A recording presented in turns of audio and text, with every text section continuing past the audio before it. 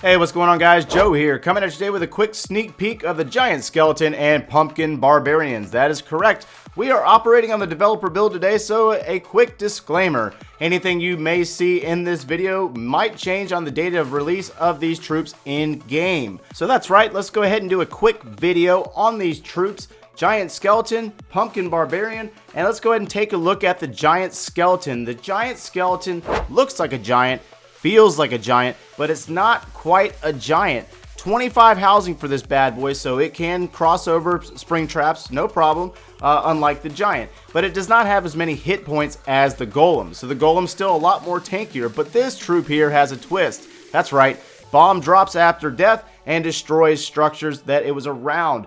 The best part about this thing is it takes out multiple structures. So we're using 3 here in this replay. We got wizards set in the funnel, you know, pretty standard stuff, just like we would do if we had golems in there. But that giant bomb that he drops when he dies really changes the dynamic of this troop. Take note of the one on the right as it goes in between 4 structures. It loses its health, it dies, it drops the giant bomb and takes out 4. I said it, 4 structures in one compartment. Big time stuff from this troop, and as the other ones continue to tank for the rest of the kill squad there. The ones in this replay here, we got 6 giant skeletons moving, tanking for our king, tanking for our wizards, and believe it or not, they will move through this entire base and 3-star this entire base. Very impressive stuff with 6 in this replay. That's a lot of housing, so it really minimizes the back end troops.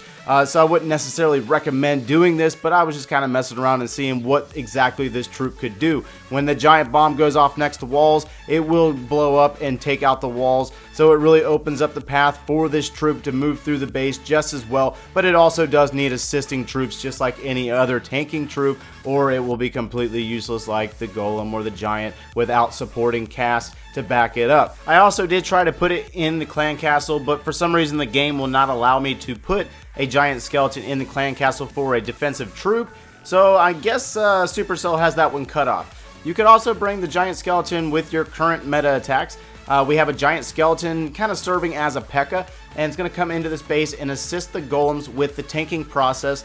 This is a Govaho, golems, valkyries, and hog riders, and I will actually be successful in a 3-star attack. The giant skeleton actually serves as a pretty decent tank for the enemy queen, or causing the enemy queen to walk in and die. As she gets distracted on that giant skeleton, he will change or retarget, go over to a different compartment, pulling the enemy queen in front of our queen, and then she gets shot down. But the best part about it is that giant bomb ability, as that giant skeleton moves in front of the Barbarian King, identifies 2 giant bomb locations, and then as his bomb drops after his death, he will destroy that mortar and save us some time on some of the cleanup with the assistance of that queen. So that's going to pretty much wrap it up for this video, guys.